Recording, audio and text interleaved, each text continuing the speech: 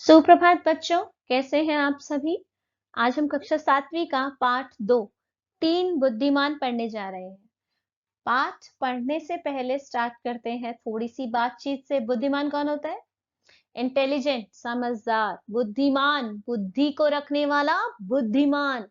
तो इस पाठ में हम तीन बुद्धिमान व्यक्तियों के बारे में पढ़ेंगे कि जीवन में वास्तव में क्या जरूरी है। क्या पैसा जरूरी है या बुद्धिमान होना जरूरी है? यदि बुद्धि है तो आप किसी भी समस्या से लड़ सकते हैं। यदि बुद्धि है तो आप कहीं भी खड़े होके अपने लिए कोई भी सामान जुटा सकते हैं। तो इसीलिए बुद्धिमान होना बहुत जरूरी है। आइए पाठ पढ़ते हैं अब। एक समय की बात है कि एक निर्धन व्यक्ति के तीन बेटे थे। एक गरीब व्यक्ति था, निर्धन का अर्थ होता है गरीब व्यक्ति था। वह प्रातः अपने बेटों से कहता, मेरे बेटों, मेरे पास ना तो रुपया पैसा है, ना ही सोना चांदी, इसीलिए तुम्हें एक दूसरे प्रकार का धन संचित करना चाहिए। उसने अपने बेटों से कहा कि मेरे पास सोना चांदी नहीं है, ना रुपया पैसा है, लेकिन तुम्हें दूसरे प्रकार का धन संचित इकट्ठा करना चाहिए। हर वस्तु और स्थिति को पुनः पूर्णतः समझने और जानने का प्रयास करो। जो भी वस्तु या परिस्थिति आपके सामने है, उसे पूरी तरह देखो, समझो और जानने का प्रयास करो, कोशिश करो। मतलब किसी भी चीज में जल्दी से निर्णय मत लो। कुछ भी तुम्हारी दृष्टि से ना बच पाए, कुछ भी ऐसा ना हो जो तुम्हारी दृष्टि से बच जाए। रुपए पैसे के स्थान पर तुम्हारे पास पैनी दृष्टि होगी और सोने चांदी के स्थान पर तीव्र बुद्धि होगी। अर्थात रुपए पैसे के स्थान पर तुम्हारी पैनी दृष्टि, शार्प नजरें होनी चाहिए। नजरें का मतलब आंखें तेज होना नहीं है, दृष्टि मतलब चीजों को समझना। और सोने चांदी के स्थान पर तीव्र बुद्धि, तेज दिमाग होगा। तो ऐसा धन संचित कर लेने से तुम्हें कभी किसी प्रकार की कमी नहीं रहेगी। अर्थात तुम्हें कभी कोई भी कमी नहीं आएगी और दूसरों की तुलना में 19 नहीं रहोगे। अर्थात तुम किसी से कम भी नहीं रहोगे, हमेशा एक कदम आगे ही बढ़ोगी। तो हमारे पास क्या होना चाहिए? एक पैनी दृष्टि, चीजों को समझने की ताकत, और दूसरी तेज बुद्धि। दो चीजों पर यहाँ फोकस किया गया है। आगे देखिए, समय बीता और कुछ समय पश्चात पिता चल बसे। अब उनके पिता चल बसे, पिता अब नहीं रहे। बेटे मिलकर बैठे, तीनों बेटे आपस में मिलकर बैठे। उन्होंने सारी स्थिति पर विचार किया, उन्होंने सोचा और फिर बोले, हमारे लिए यहाँ कुछ भी तो करने को नहीं, आओ घूम फिर कर जगत देखे। तो उन्होंने कहा हमारे लिए तो कुछ करने के लिए है ही नहीं, क्योंकि पिता के पास सोना चांदी रुपया पैसा तो था ही नहीं। तो उन्होंने कहा चलो दुनिया घूमते हैं। आवश्यकता होने पर हम चरवाहों या खेत में श्रमिकों का काम कर लेंगे। कि जरूरत पड़ी तो हम किसी के खेत में काम कर लेंगे, मजदूरों का, कुछ तो मिल ही जाएगा। हम कहीं भी क्यों ना हो भूखे नहीं मरेंगे। उन्होंने तय किया कि हम चाहे कहीं भी जाएं, लेकिन हमें किसी चीज की कमी नहीं होगी, भूखे तो नहीं मरेंगे, कुछ ना कुछ काम तो जरूर कर लेंगे। अंततः वे तैयार होकर यात्रा पर चल दिए। तीनों भाई तैयार होकर यात्रा पर निकल पड़े। उन्होंने सुनसान वीरान घाटियां लांघी। घाटियां मतलब बहुत सारे पहाड़, झाड़ियां, वो सब उन्होंने उनको पार किया और ऊंचे ऊंचे पहाड़ों को पार किया।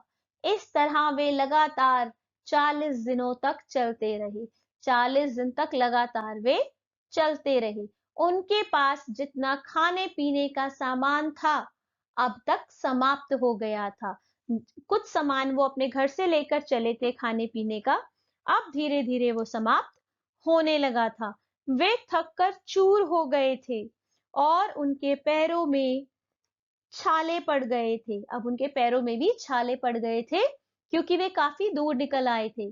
किंतु सड़क थी कि समाप्त होने को नहीं आ रही थी।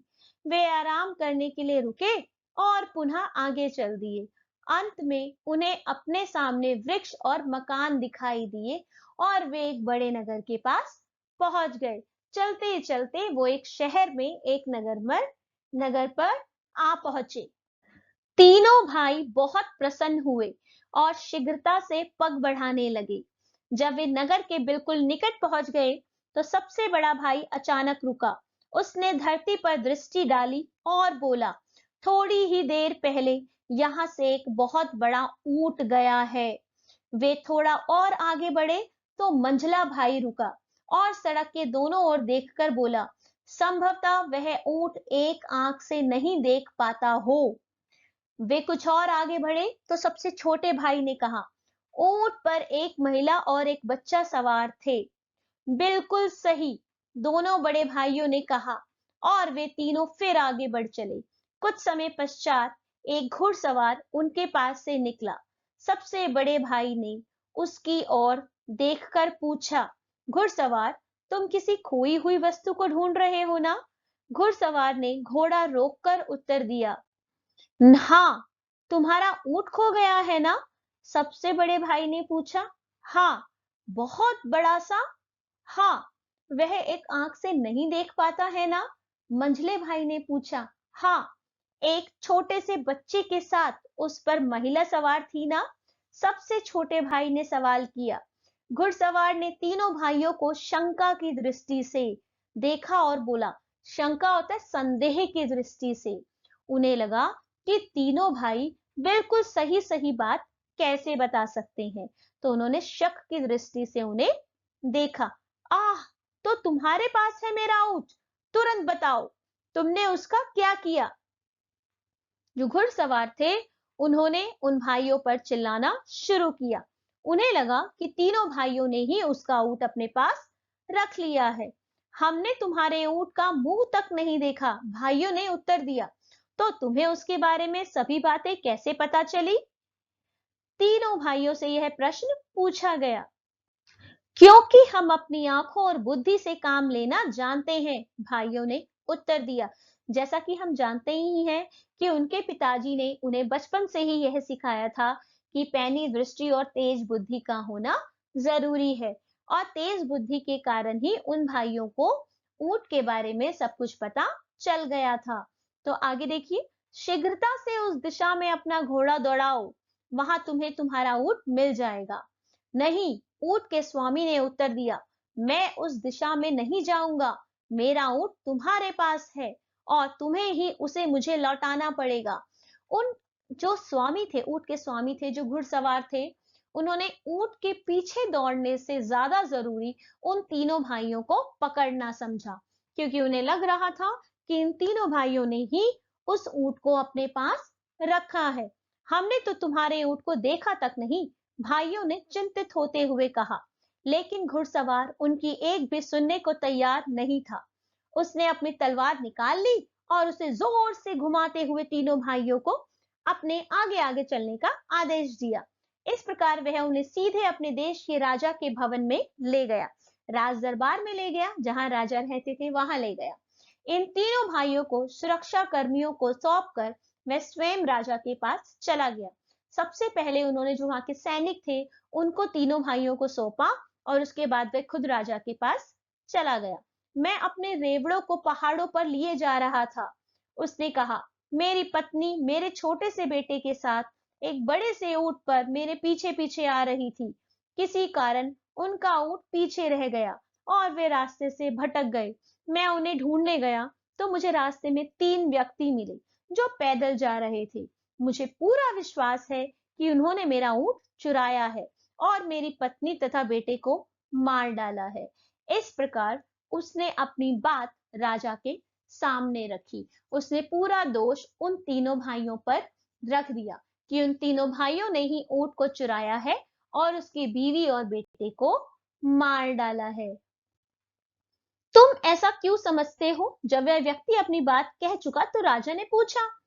इसलिए कि मैंने उन लोगों से इस संबंध में एक भी शब्द नहीं कहा था, फिर भी उन्होंने मुझे यह बताया कि ऊंट बहुत बड़ा है, एक आंख से देख नहीं पाता तथा उस पर एक महिला बच्चे के साथ सवार थी। राजा ने थोड़ी देर सोच विचार किया और फिर बोला, जैसा कि तुम कहते हो, तुम्हारे बताए बिना ही तुम्हारे ऊंट के विषय में उन्होंने सब कुछ इतनी अच्छी तरह से बताया है, तो अवश्य उन्होंने उसे चुराया होगा। जाओ, उन चोरों को यहां लाओ। ऊंट का स्वामी बाहर गया और तीनों भाइयों को साथ लेकर झटपट अंदर आ गया। वह उन तीनों भाइयों को अंदर बुला लाया। चोरों, तुरंत बताओ। राजा उन्हें धमकाते हुए बोला, तुरंत उत्तर दो, तुमने इस आदमी का ऊंट कहाँ छिपाया है? तीनों भाई डर गए। उन्होंने कहा, हम चोर नहीं हैं, हमने इसका ऊंट कभी नहीं देखा। भाइयों ने उत्तर दिया। तब राजा बोला, इस व्यक्ति के कुछ भी बताए बिना तुमने ऊंट के विषय में सब कुछ बिल्कुल सही बता दिया। अब तुम यह कहने का कैसे साहस करते हो कि तुमने उसे नहीं चुराया? महाराज, इसमें तो आश्चर्य की कोई बात नहीं, भाइयों ने उत्तर दिया, क्योंकि तीनों ही बहुत तीव्र बुद्धि थे। बचपन से ही हमें ऐसी आदत पड़ गई है कि हम कुछ भी अपनी दृष्टि से नहीं चूकने देते। हमने अपने परिवेश को पैनी दृष्टि से देखने और बुद्धि से सोचने के प्रयास में बहुत समय लगाया है। इसीलिए ऊंट को देखे बिना ही हमने बता दिया कि वह कैसा है। राजा हंस दिया। किसी को भी देखे बिना उसके विषय में इतना कुछ जानना संभव हो सकता है? उसने पूछा। हाँ, संभव है, भाइयों ने उत्तर दिया। राजा बहुत हैरान था कि कैसे तीनों भाई सही उत्तर दे सकते हैं, कैसे तीनों भाई ऊंट को पहचान सकते हैं बिना देखे हुए। तो उन्होंने कहा, तो ठीक है, हम अभी तुम्हारी सच्चाई की जांच कर लेंगे। उन्होंने एक योजना बनाई कि तीनों भाइयों की कैसे बुद्धि का परीक्षण लिया जाए। राजा ने उसी समय अपने मंत्री को बुलाया और उसके कान में कुछ फुसफुसाया।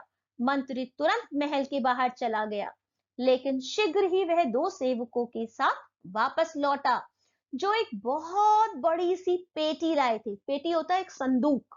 संदूक मतलब लकड़ी का बना हुआ एक बक्सा, उसे पेटी कहा गया है। दोनों ने पेटी को बहुत सावधानी से द्वार के पास ऐसे रख दिया कि वह राजा को दिखाई दे सके, और स्वयं एक और हट गए। तीनों भाई दूर से खड़े उन्हें देखते रहे।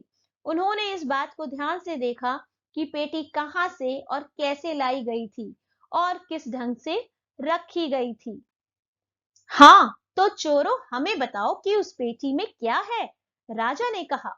महाराज, हम तो पहले ही यह विनती कर चुके हैं कि हम चोर नहीं हैं। सबसे बड़े भाई ने कहा, पर यदि आप चाहते हैं कि मैं आपको यह बता सकता हूं कि उस पेटी में क्या है, तो उसमें कोई छोटी सी गोल वस्तु है, उसमें अनार है। मंझला भाई बोला। हाँ, और वह अभी कच्चा है, छोटे भाई ने कहा। यह सुनकर राजा ने पेटी को पास लाने का आदेश दिया। सेवकों ने तुरंत आदेश पूरा किया। राजा ने सेवकों से पेटी खोलने के लिए कहा। पेटी खुल जाने पर उसने उसमें झांका। जब उसे उसमें कच्चा अनार दिखाई दिया, तो वह आश्चर्य की कोई सीमा ना रही। वह हैरान हो गया कि यह कैसे हुआ, कि कैसे कच्चा अनार उसमें मिल गया और कैसे तीनों भाई ने यह पहचान लिया। आश्चर्यचकित राजा ने अनार निकाल कर वहां उपस्थित सभी लोगों को दिखाया। तब उसने ऊंट के मालिक से कहा, इन लोगों ने यह स्पष्ट कर दिया है कि ये चोर नहीं है, वास्तव में ये बहुत ही बुद्धिमान लोग हैं। तुम इनके बताए रास्ते पर जाकर अपने ऊंट को खोजो। राजा ने यह अनाउंस कर दिया, यह सबको बता दिया कि वे बुद्धिमान है, वे चोर नहीं है, और उनकी बात मानी जाए। राजा के महल में उस समय उपस्थित सभी लोगों के आश्चर्य का कोई ठिकाना न था, किंतु सबसे बढ़कर तो स्वयं राजा चकित थे, हैरान थे कि ये कैसे हो गया। उसने सभी तरह के अच्छे और स्वादिष्ट भोजन मंगवाए और लगा इन भाइयों की आओ भगत करने, और उन तीनों भाइयों का वेलकम किया और उन्हें अपने पास रखने के बारे में सोचा। तुम लोग बिल्कुल निर्दोष हो, जहां भी जाना चाहो जा सकते हो, किंतु जाने से पहले तुम मुझे सारी बात विस्तार के साथ बताओ। तुम्हें यह कैसे पता चला कि उस व्यक्ति का ऊंट खो गया है, और तुमने यह कैसे जाना कि ऊंट कैसा था? सबसे बड़े भाई ने कहा, धूल पर उसके पैरों के निशान से मुझे पता चला कि कोई बहुत बड़ा ऊंट वहां से गया है। जब मैंने अपने पास से जाने वाले घुड़सवार को अपने चारों ओर नजर दौड़ाते देखा, तो उसी समय मेरी समझ में आ गया कि वह क्या खोज रहे हैं। बहुत अच्छा, राजा ने कहा। अच्छा, अब यह बताओ कि तुम में से किसने उस घुड़सवार को यह बताया कि उसका ऊंट एक ही आंख से देख पाता है? उसका तो सड़क पर चिन्ह नहीं रहा होगा। मैंने इस बात का अनुमान ऐसे लगाया कि सड़क के दाईं ओर की घास तो ऊंट ने चरी थी, मगर बाईं ओर की घास ज्यों की त्यों थी। मंझले बाई ने उत्तर दिया, अर्थात ऊंट केवल एक ही साइड की घास खा रहा था, दूसरे साइड की घास को उसने नहीं खाया था। इसका अर्थ हुआ उसे केवल एक ही आंख से नजर आ रहा था। बहुत उत्तम, राजा ने कहा। तुम में से यह अनुमान किसने लगाया कि उस पर बच्चे के साथ एक महिला सवार थी? मैंने, सबसे छोटे भाई ने उत्तर दिया। मैंने देखा कि एक स्थान पर ऊंट के घुटने टेक कर बैठने के चिन्ह बने हुए थे। उसके पास ही रेत पर एक महिला के जूतों के चिन्ह दिखाई दिए। साथ ही छोटे छोटे पैरों के चिन्ह थे, जिससे मुझे पता चला कि महिला के साथ एक बच्चा भी था। बहुत अच्छा, तुमने बिल्कुल सही कहा है, राजा बोले। लेकिन तुम लोगों को यह कैसे पता चला कि पेटी में एक कच्चा अनार है? यह बात तो मेरी समझ में बिल्कुल भी नहीं आ रही है। सबसे बड़े भाई ने कहा, जिस तरह दोनों व्यक्ति उसे उठाकर लाए थे, उससे बिल्कुल स्पष्ट था, बिल्कुल क्लियर था ये बात कि वह थोड़ी भी भारी नहीं है। जब वे पेटी को रख रहे थे, तो मुझे उसके अंदर किसी छोटी सी गोल वस्तु के लुढ़कने की ध्वनि सुनाई दी, आवाज सुनाई दी। मंझला भाई बोला, मैंने ऐसा अनुमान लगाया कि चूंकि पेटी उद्यान की ओर से लाई गई है, तो उसमें कोई छोटी गोल वस्तु है, तो वह अवश्य अनार ही होगा, कारण कि आपके महल के आसपास अनार के बहुत से पेड़ लगे हुए हैं। बहुत अच्छा, राजा ने कहा। और उसने सबसे छोटे भाई से पूछा, लेकिन तुम्हें यह कैसे पता चला कि अनार कच्चा है? इस समय तक उद्यान में सभी अनार कच्चे हैं, यह तो आप स्वयं ही देख सकते हैं। उसने उत्तर दिया और खुली हुई खिड़की की ओर संकेत किया। राजा ने बाहर देखा तो पाया उद्यान उद्यान में लगे अनार के सभी वृक्षों पर कच्चे अनार लटक रहे थे। राजा इन भाइयों की असाधारण पैनी दृष्टि और तीक्ष्ण बुद्धि से चकित रह गया। असाधारण पैनी दृष्टि, जो साधारण ना हो, जो सबको नहीं मिली होती, और तीक्ष्ण बुद्धि, तेज बुद्धि को सुनकर वह चकित रह गया। धन संपत्ति या सांसारिक वस्तुओं की दृष्टि से तुम धनवान नहीं हो, लेकिन तुम्हारे पास बुद्धि का वह बहुत बड़ा कोष है। उसने प्रशंसा करते हुए कहा और उन्हें अपने दरबार में रख लिया। इस तरह राजा ने उन तीनों बुद्धिमान व्यक्तियों को अपने दरबार में रख लिया और पूरा सम्मान दिया। तो देखा आपने कि किस प्रकार बुद्धिमान व्यक्तियों की हर जगह सम्मान होता है, हर जगह कद्र होती है, उन्हें कभी किसी चीज की कमी नहीं होती। तो हमें धन एकत्रित करने से ज्यादा अपनी बुद्धि, अपनी दृष्टि पर ध्यान देना चाहिए कि हम बहुत अच्छे गुड ऑब्जर्वर हो, हम हर चीज को ध्यान से देखें, समझें, उसके बाद ही सही निर्णय लें। तो आज हमने इस पाठ को पढ़ा और मुझे तो ये पाठ बहुत अच्छा लगा। तीन बुद्धिमान, आप सबको कैसा लगा कमेंट में जरूर बताइएगा। धन्यवाद। आप सभी का दिन मंगलमय हो।